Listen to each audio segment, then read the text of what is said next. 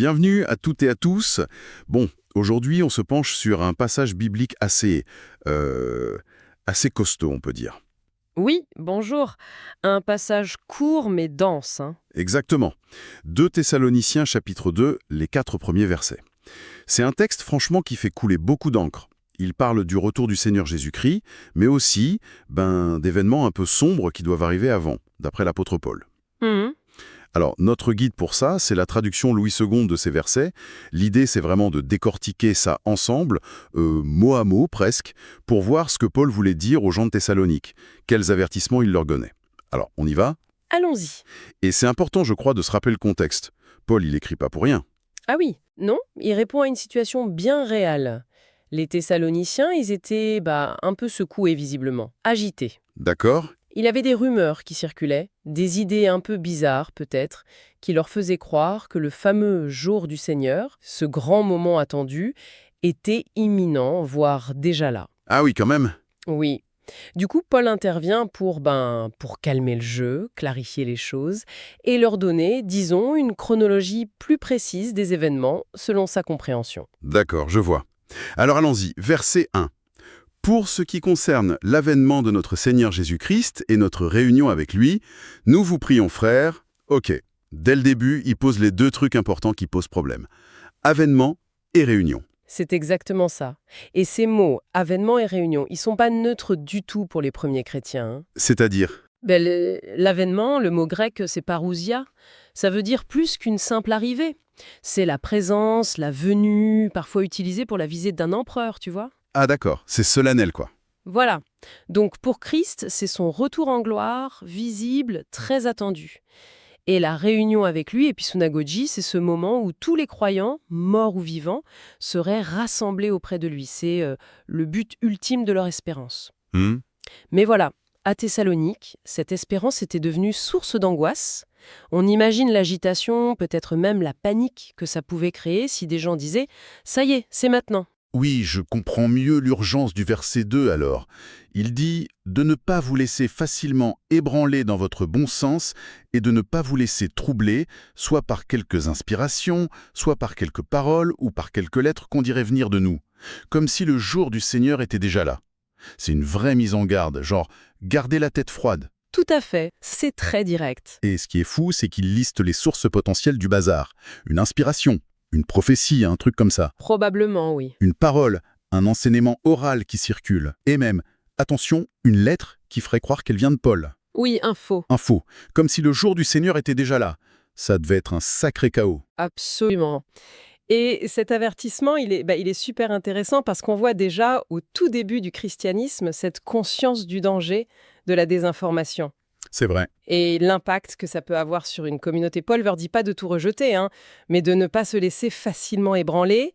Le mot grec évoque un bâtiment qui tremble sur ses fondations ou un bateau secoué par les vagues. Mhm. Une image forte. Oui.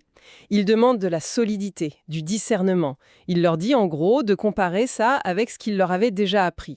C'est un appel à pas être naïf, quoi, à vérifier les sources, surtout quand ça touche des points aussi importants de leur foi. Et on arrive au verset 3, où Paul donne son argument principal. J'ai l'impression que c'est souvent celui-là qu'on retient, non?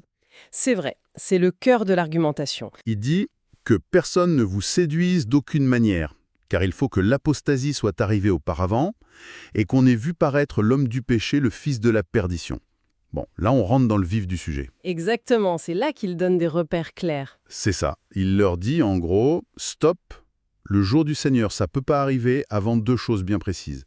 D'abord, ce qu'il appelle l'apostasie, et ensuite, l'apparition visible. Il dit qu'on ait vu paraître d'un personnage un peu mystérieux. L'homme du péché, le fils de la perdition. Voilà, il pose des conditions. Tant que ça, c'est pas arrivé, le jour du Seigneur n'est pas là. C'est logique comme raisonnement. C'est ça, il veut être factuel. Alors regardons ces 2 points, juste avec ce que le texte nous dit. L'apostasie d'abord. Le mot grec, apostasia, il est fort. Ah oui, Donc, rébellion ouverte. carrément. Oui. Dans ce contexte, Paul semble parler d'une période future où il y aurait un rejet massif de la foi, une sorte de grande révolte spirituelle avant le retour de Christ. Le texte ne dit pas à quelle ampleur ça aura, ni comment exactement, mais c'est un signe qui doit arriver avant. D'accord. Ça ne devait pas être très réjouissant à entendre pour eux non plus, hein. Non, c'est sûr. Non seulement le Seigneur tarde, mais en plus, avant qu'il revienne, il y aura ce grand reniement. Et ensuite, il y a cette figure, l'homme du péché, le fils de la perdition. Paul parle bien d'un homme, hein, une personne. Oui, c'est précis. Il est défini par le péché, amartia, et la perdition, apoleia, un mot qui signifiait la ruine, la destruction finale. Gloops. Oui, il est présenté comme l'incarnation de ça. Et son apparition, c'est un événement public qu'on ait vu paraître. On saura quand il sera là, en quelque sorte.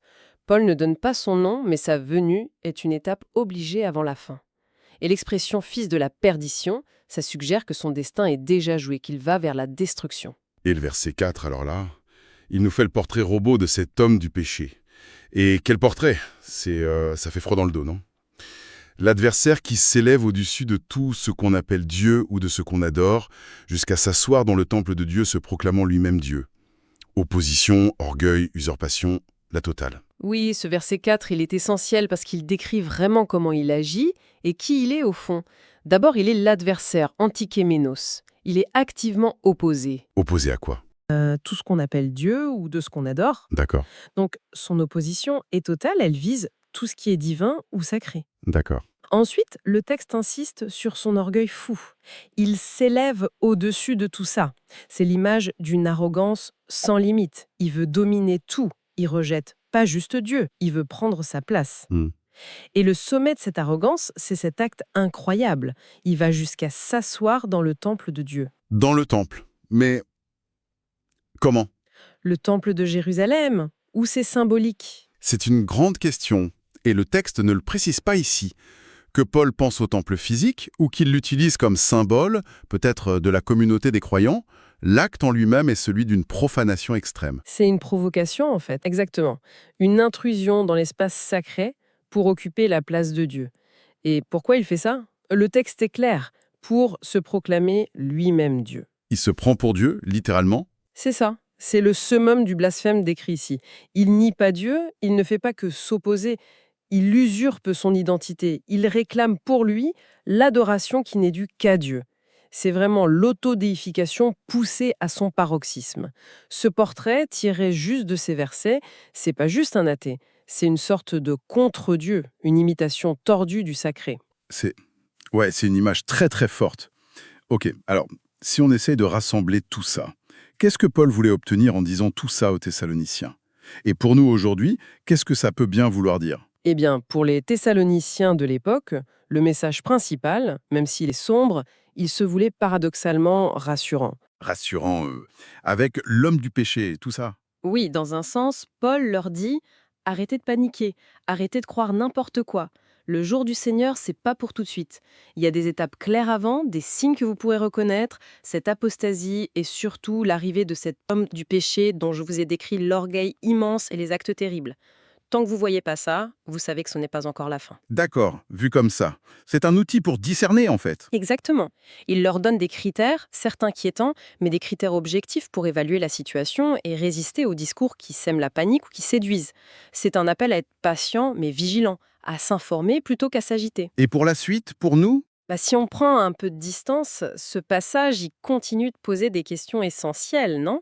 Il montre cette tension qu'il y a toujours entre attendre la fin des temps et vivre, discerner les choses dans le présent. Mhm. Il illustre super bien le thème de la séduction, du mensonge, qui peut faire douter même les plus solides. Et surtout, il donne une description saisissante de ce que pourrait être l'opposition ultime à Dieu, telle que vue dans cette tradition, hein. Pas juste le nier, mais vouloir prendre sa place, l'imiter de façon perverse, avec un orgueil démesuré. Et ces thèmes, la vérité contre le mensonge, l'orgueil contre l'humilité, l'opposition radicale au sacré, ça résonne encore aujourd'hui, bien au-delà de la théologie, non? Ça interroge nos propres convictions, notre capacité à voir clair dans les discours ambiants. Oui, c'est vrai. Donc, si on résume, en explorant 2 Thessaloniciens 2 à 1, 4, on a vu comment Paul essaya de calmer une communauté angoissée par la fin des temps. Il leur dit pas que tout ira bien, mais il remet les choses dans l'ordre. Avant le retour du Seigneur, il faut impérativement qu'il y ait 2 grands signes, une apostasie notable et l'apparition de cet homme du péché, cet adversaire qui veut se faire passer pour Dieu jusque dans le lieu saint. C'est tout à fait ça. Et ça nous laisse peut-être avec une question, pour réfléchir. Une question qui vient juste de ce texte, hein. Paul décrit ici une figure dont le but est de s'opposer et d'usurper, une figure d'une arrogance telle qu'elle veut s'élever au-dessus de Dieu pour se proclamer Dieu elle-même. Oui. Alors, en regardant cette description très précise, une opposition qui imite et veut remplacer le divin, en s'installant même dans l'espace sacré, est-ce que cette idée d'une arrogance qui se prend pour Dieu, d'une opposition aussi radicale telle qu'elle est décrite là, est-ce que ça peut nous éclairer sur certaines dynamiques de pouvoir, certaines idéologies, ou même certains défis spirituels qu'on a pu voir dans l'histoire ou qu'on voit peut-être encore aujourd'hui? Voilà une piste de réflexion intéressante pour finir. Merci beaucoup d'avoir décortiqué ce texte avec nous. C'était passionnant. Merci à vous.